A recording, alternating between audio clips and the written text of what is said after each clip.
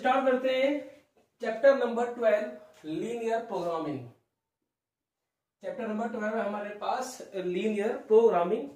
ये चैप्टर इस पूरे क्लास जो 12th का जो हमारा सिलेबस है मैं समझता हूँ कि सबसे आसान चैप्टर है। ठीक है, बहुत छोटा चैप्टर है और 2-3 क्लास के अंदर ये चैप्टर हमारा खत्म हो जाता है और बहुत इजी चैप्टर है। और इस चैप्टर की क्या खास बात है कि मैक्सिमम इसमें से 6 मार्क्स का एक क्वेश्चन आने के पूरे चांस होते हैं। ठीक, तो सबसे पहले इस चैप्टर का इंट्रोडक्शन, इसकी कुछ थ्योरी वगैरह को डिस्कस करने से पहले मैं एक क्वेश्चन मैंने लिखा है, पहले मैं आपको इस क्वेश्चन को करके दिखाऊंगा, then we will discuss about the theory of this chapter कि ये फंक्शंस जो हमने इक्वेशंस लिखी हैं ये क्या है, कहां से आई, कैसे बनी, क्या इनका मतलब है, उसको हम डिस्कस करेंगे। बट उससे पहले हम इस क्वेश्चन को सोल्व करेंगे।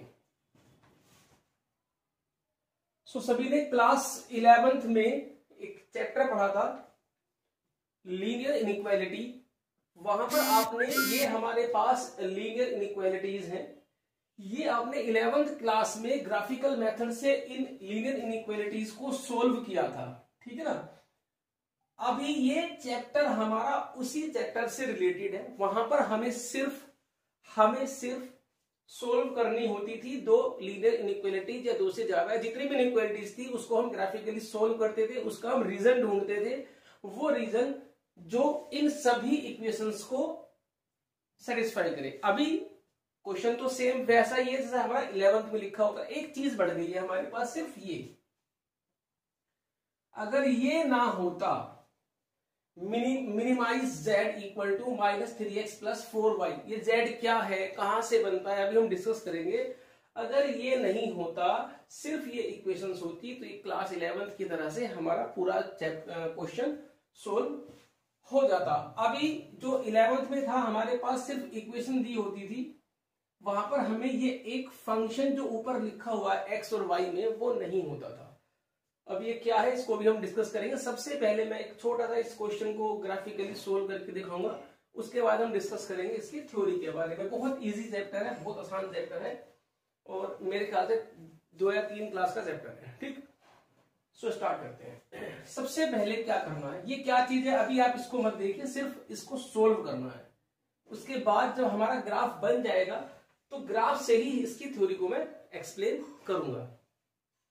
और ये जो चैप्टर है हमारा, ये बहुत कमर्शियल चैप्टर है। इसमें हमारे पास कमर्शियल प्रॉब्लम आएगी जो बिजनेस से रिलेटेड होती है। जब आप MBA करोगे तो आपके पास एक बुक आएगी ऑपरेशन रिसर्च, OR से बोलते हैं, तो वहां पर भी ये प्रॉब्लम आपके सामने आएंगी। ठीक, हाँ, इस मेथड की कुछ रेस्ट्रिक्शन है कि ये ग्राफ पे सॉल्व होता है और ग्राफ जो है हमारे पास वो 2D में ही बनता है, 2 डायमेंशनल। तो इस मेथड की ये रेस्ट्रिक्शन है कि इसमें हम 2 वेरिएबल की इक्वेशंस को ही सोल्व कर सकते हैं। अगर 2 से ज्यादा वेरिएबल होंगे तो हम इसे ग्राफिकली सोल्व नहीं कर पाएंगे। फिलहाल हमारा जो क्लास 12th है, जो हमारा बोर्ड लेवल है, वहां पर हमें 2 वेरिएबल मिलेंगे x और y। तो स्टार्ट करते हैं।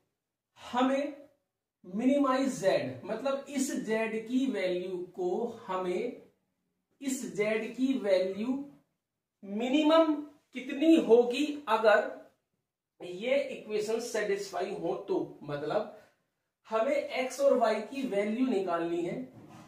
वो x और वो y जो इन दोनों इक्वेशंस को सेटिस्फाई भी करता हो, मतलब अगर मैं इसमें पुट करूंगा 8 से छोटा आना चाहिए, और अगर हम नीचे पुट करते हैं 12 में, सेकंड इक्वेशन में, तो 12 से छोटा होना चाहिए। साथ में ये z भी मिनिमम होना चाहिए। ऐसी इनफाइनाइट पॉइंट्स हमारे पास हो सकते हैं जो इन दोनों इक्वेशंस को सेटिस्फाई करेंगे, और वो इनफाइनाइट पॉइंट्स जब मैं इसमें पुट करूंगा तो z भी निकलेगा। अब फिर उसमें से हमें देखना है कि सबसे मिनिमम वैल्यू z की किस पॉइंट पर है। तो अब हमें वो इनफाइनाइट पॉइंट ढूंढने की जरूरत नहीं है, हमें सीधा पॉइंट मिलेगा जिस पर z की वैल्यू मिनिमम होगी या मैक्सिमम होगी, जैसा क्वेश्चन में पूछा जाएगा। तो सबसे पहले क्या करना है आपको, पहली इक्वेशन लेनी है x + 2y = 8। x + 2y equal to 8। अब यहां पर आप सबसे पहले इसकी टेबल बनाएंगे। x y 2 या 3 हम इसके अंदर पॉइंट लेंगे जिससे कि हम इस स्ट्रेट लाइन को ग्राफ पर ड्रॉ कर सकें। तो यहां पर हम x की वैल्यू लेंगे 0, तो y की वैल्यू हमारे पास आएगी 4, फिर हम y की वैल्यू हम लेंगे 0, देन x की वैल्यू हमारे पास आएगी 8। ठीक है, अभी जो हम क्वेश्चन डिस्कस कर रहे हैं उसमें हमें सीधी इक्वेशन मिली हुई है। बाकी जब हम आगे बढ़ेंगे एक्सरसाइज में, ये 12.1 है, 12.2 में जब हम आगे बढ़ेंगे तो यहाँ पर हमें लैंग्वेज प्रॉब्लम मिलेगी, एक कमर्शियल प्रॉब्लम मिलेगी, जिसको हमें पढ़ने के बाद सबसे पहले तो फॉर्मुलेशन करनी पड़ेगी लीनियर इनइक्वालिटीज की। उसमें कुछ कंडीशंस दी होगी, क्वेश्चन में डिस्कस हम करेंगे। ये रेस्ट्रिक्शंस होती हैं हमारे पास, और ये ऑब्जेक्टिव फंक्शन होता है जिसको हमें मिनिमम मैक्सिमम दिखाना है। तो उसको मिनिमम मैक्सिमम दिखाने से पहले जो हमें इक्वेशंस गिवन होती है, हमें उसका ग्राफ ड्रॉ करना होता है। और ये ध्यान रखना कि ये पूरा चैप्टर सिर्फ ग्राफ पेपर पर ही होगा। तो आप जब भी इस चैप्टर के क्वेश्चन करेंगे तो आपके पास ग्राफ पेपर होना चाहिए, सिंपल पेपर पे ये नहीं होगा। ठीक, क्योंकि हमें यहां पर एग्जैक्ट वैल्यू निकालनी है। तो अब सेकंड इक्वेशन है हमारे पास 3x plus 2y equal to 12। ऐसे ही हम इसकी टेबल बनाएंगे। x की वैल्यू 0 लेंगे, y की वैल्यू हम 0 लेंगे। जब x की वैल्यू 0 लेंगे तो y की वैल्यू 6 आएगी। जब y की वैल्यू हम 0 लेंगे तो x की वैल्यू हमारे पास 4 आएगी। ठीक, x greater than equal to 0, y greater than 0। It means जो हमें आंसर देना है, जो हमारी x और y की वैल्यू फर्स्ट क्वाड्रेंट से आनी चाहिए, x भी पॉजिटिव y भी पॉजिटिव। अब दोनों पॉजिटिव है तो फर्स्ट क्वाड्रेंट से ही आपका आंसर आएगा, चाहे आपका रीजन कहीं भी शेड हो रहा हो। अब हम सबसे पहले ग्राफ पेपर लेंगे, उसमें x एक्सिस और y एक्सिस को हम ड्रॉ करेंगे। ध्यान रखना स्केल भी लिखना है, अगर स्केल नहीं लिखोगे तो आधा नंबर आपका कट जाएगा। सबसे पहले, क्योंकि अभी हमारे पास एक ग्राफ पेपर नहीं है तो पॉइंट ऊपर नीचे हो सकता है, बट अगर ग्राफ पे बनाओगे तो एग्जैक्ट पॉइंट मिलेगा आपको। कोशिश करेंगे कि यहां पर भी हमें एग्जैक्ट पॉइंट मिले। 1 2 3 4 5 6 7 8 -1 -2 -3 -4 1 2 3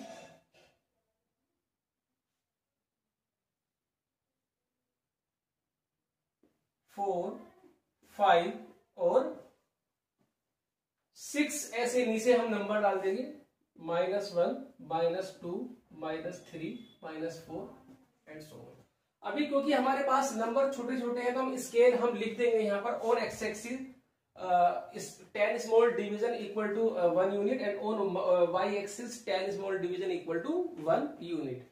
और स्केल आप तब लिखना जब आपका ग्राफ पूरा बन जाएगा, जहां जगह मिले वहां पर आप स्केल लिखेंगे। कभी कभी क्या होता है, हम स्केल लिख देते हैं, फिर जब लाइन ड्रॉ कर रहे हो वो स्केल के अंदर चली जाती है, फिर उसको मिटा के दोबारा लिखेंगे। तो उससे अच्छा ये होता है कि स्केल आप बाद में लिखो, जब ग्राफ बन जाएगा जहां भी जगह हो वहां पर आप स्केल लिखेंगे। मैं एक क्वेश्चन में स्केल लिखो, बाकी सभी क्वेश्चनों में मैं स्केल नहीं लिखूंगा, बता दूंगा, वो आप खुद लिखेंगे। ठीक, अभी हम देखते हैं। पहला पॉइंट है हमारे पास, x की वैल्यू 0 है, y की वैल्यू 4 है। ये x की वैल्यू 0, देन y है हमारे पास 4। यह 8,0 हमारे पास ये पॉइंट आया। इसको हम सबसे पहले मिलाएंगे।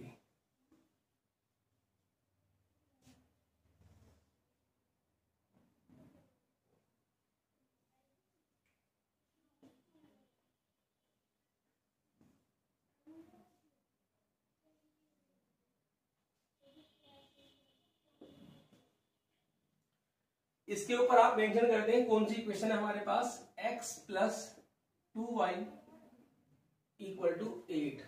अब हम सेकंड इक्वेशन को ड्रॉ करेंगे। x की वैल्यू 0 है, y की वैल्यू हमारे पास 6 है, और x की वैल्यू 4 और y इक्वल टू हमारे पास है 0। ये हुआ।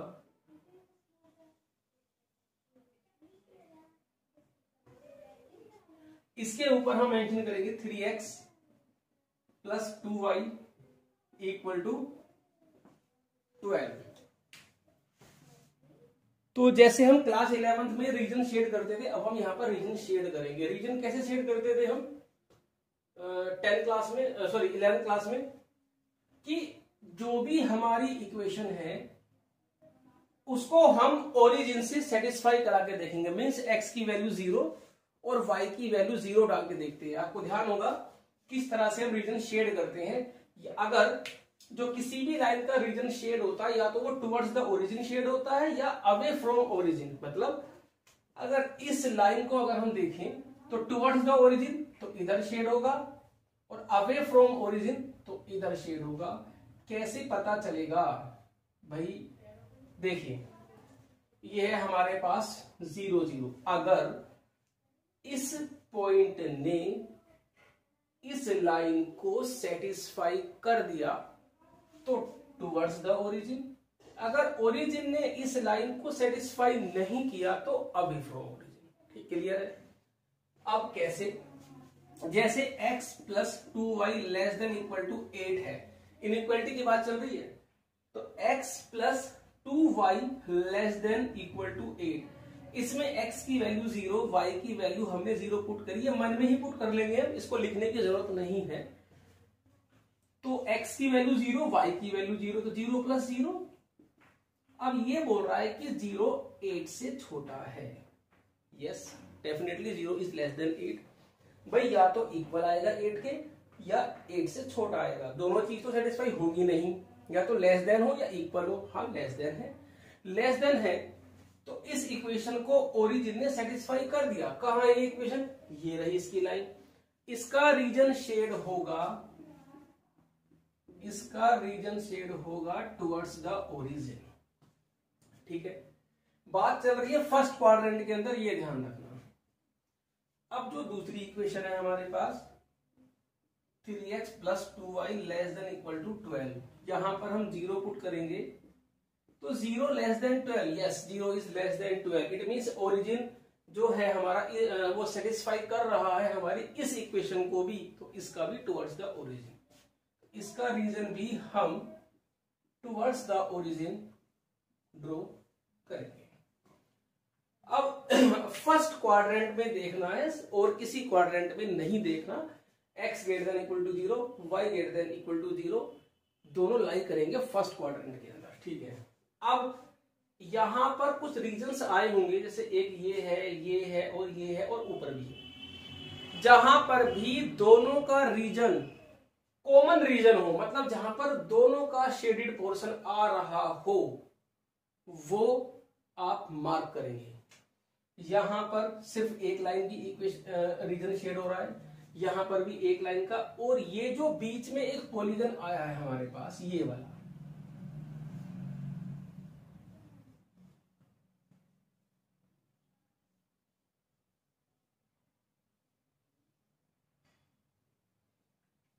इसको हम, ये तो डॉट लगा दीजिए आप इस तरह से, कट लगा दीजिए, कैसे भी इसको अलग से सेपरेट दिखाना है सब जगह से। तो ये जो हमारे पास रीजन आया, इस रीजन को बोलते हैं फिजिबल रीजन। ये हमारे पास फिजिबल रीजन होता है। ठीक है, जो एक ऐसा रीजन जो दोनों कंडीशंस को सेटिस्फाई करता है, दोनों या दो से ज्यादा भी हो सकती हैं, उन सबको सेटिस्फाई करता है, उसे बोलते हैं फिजिबल रीजन। तो ये हमारे पास फिजिबल रीजन है, इसको हम नाम दे देते हैं O A B C। तो ये इस टाइप से हमें एक पॉलीगन मिलेगा। अब ये पॉलीगन हमारे पास बाउंडेड भी हो सकता है, अनबाउंडेड भी। तो अभी फिलहाल ये हमारे पास जो फिजिबल रीजन है ये बाउंडेड है। बाउंडेड क्यों है? क्योंकि चारों तरफ से बंद है, कहीं से भी खुला हुआ नहीं है। तो ये जो प्रॉब्लम है हमारे पास LPP यानी कि लीनियर प्रोग्रामिंग प्रॉब्लम की बाउंडेड प्रॉब्लम है। फिर इसके बाद हम डिस्कस करेंगे अनबाउंडेड। तो अभी ये बाउंडेड प्रॉब्लम है क्योंकि चारों तरफ से ये बंद है। अभी मैं आपको लिखाऊंगा। अब ये जो एक पॉलीगन आया, ये ध्यान रखना, हमेशा जो फिजिबल रीजन होता है वो कॉन्वेक्स पॉलीगन होता है। ठीक, अभी लिखते हैं जरा। तो ये जो कॉर्नर पॉइंट है O A B C, इन चारों कॉर्नर पॉइंट्स के कोऑर्डिनेट लिखिए। इसका तो हो गया ओरिजिन 0,0, इसका आएगा हमारे पास 4,0, ये हमारे पास 0,4 है। ये जो पॉइंट है हमारे पास, ये ग्राफ पेपर से करेंगे तो हमें एग्जैक्ट मिल जाएगा, यहां थोड़ा सा ऊपर नीचे हो सकता है।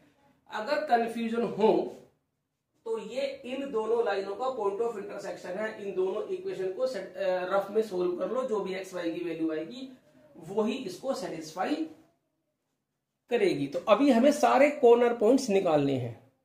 तो जब हमारे चारों कॉर्नर पॉइंट निकल जाएंगे, ये जो पॉइंट है हमारे पास ये 2,3, ठीक है। जब ये चारों कॉर्नर पॉइंट्स हमारे निकल जाएंगे तब हम यहां पर एक टेबल बनाएंगे। अभी मैं वर्किंग सिखा रहा हूं आपको, फिर मैं इसकी फॉर्मुलेशन सिखाऊंगा कि फॉर्मुलेट कैसे करते हैं इसको। अब हम क्या करेंगे, एक छोटी सी टेबल बनाएंगे यहां पर।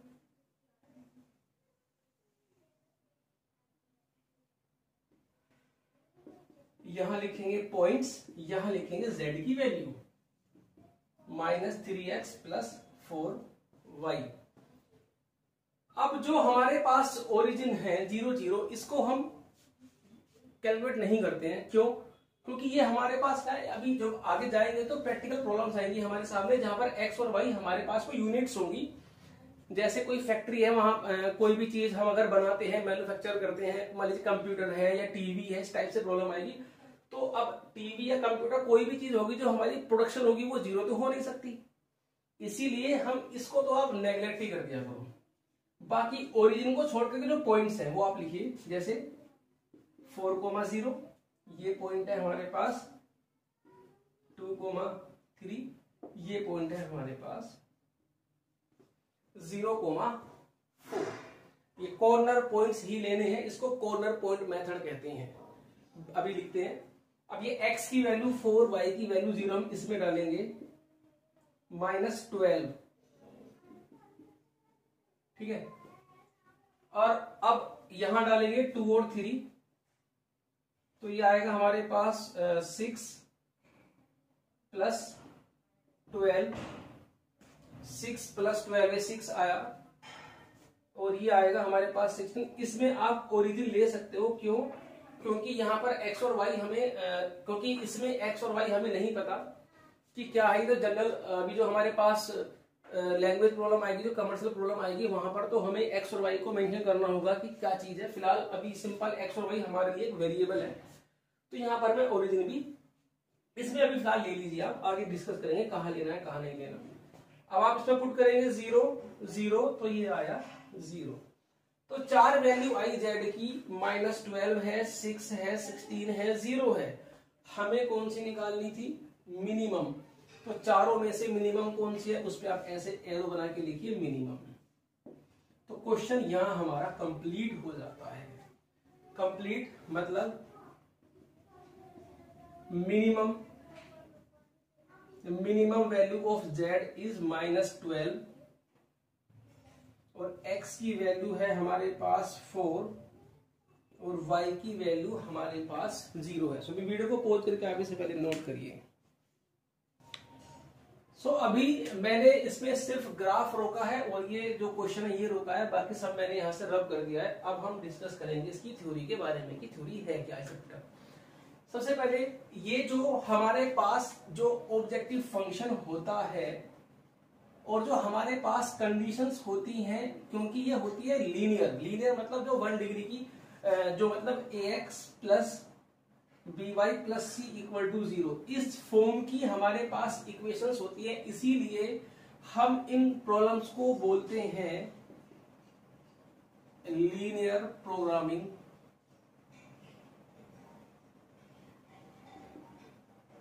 प्रॉब्लम।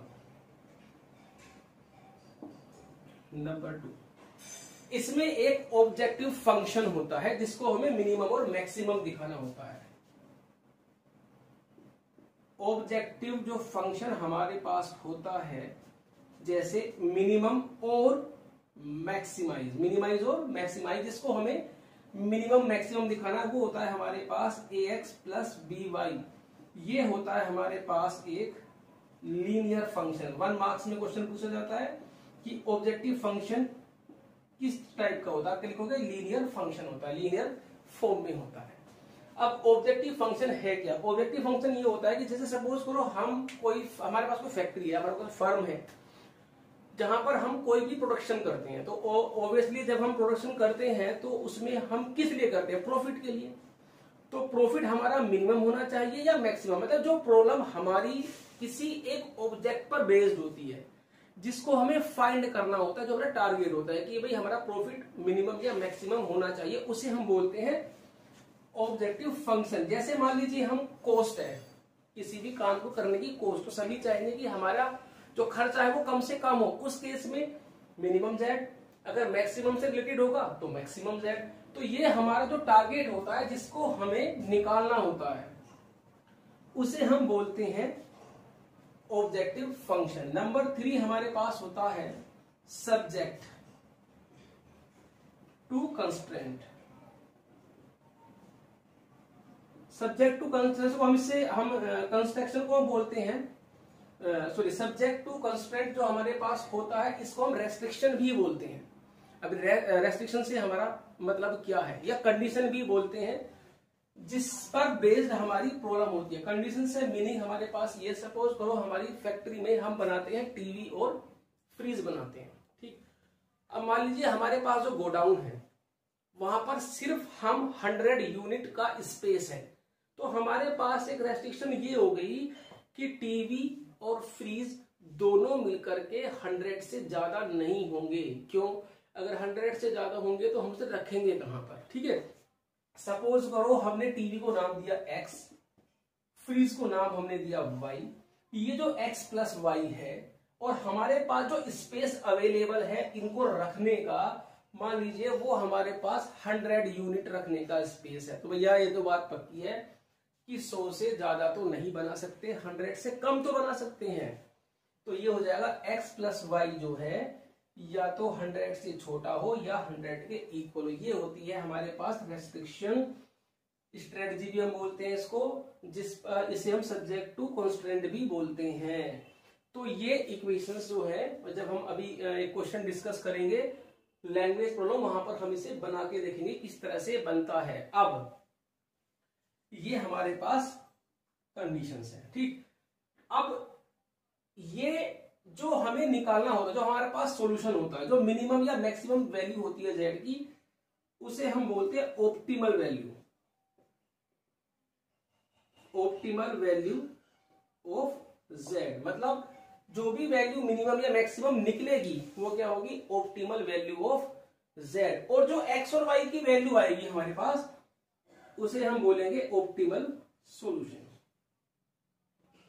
जैसे यहां पर हमारी z की वैल्यू आई थी -16, तो ऑप्टिमल सॉल्यूशन वैल्यू क्या हुई? -16। और ऑप्टिमम जो सॉल्यूशन है हमारे पास, वो x की वैल्यू जो आई थी वो शायद 4 और 0 आई थी शायद ना, तो इसे हम बोलते हैं ऑप्टिमल। अब जो कॉमन रीजन आएगा, कॉमन रीजन जो आएगा हमारे पास,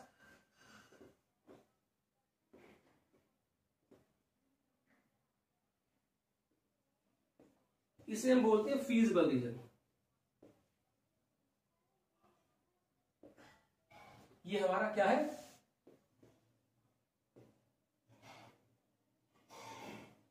फीजिबल रीजन, ठीक। फीजिबल रीजन कैसे होता है? कॉन्वेक्स ये पॉलीगन बन के आएगा हमेशा, और ये होगा कॉन्वेक्स पॉलीगन। अगर ऐसे फैल के जाएगा तो कॉनकेव हो जाएगा। अब ये क्या है हमारे पास? Convex polygon. 1 मार्क्स क्वेश्चन है कि जो कौन सा पॉलीगन होता है फिजिबल रीजन, क्या लिखेंगे हम वहां पर? कॉन्वेक्स, ठीक है। अब ये जो सारी हमारे पास थ्योरी है वो हमने आपको एक्सप्लेन कर दी है। इस मेथड का नाम क्या होता है, जिसे ये जो हम मेथड अप्लाई करते हैं, ये जो हम मेथड अप्लाई करते हैं सॉरी,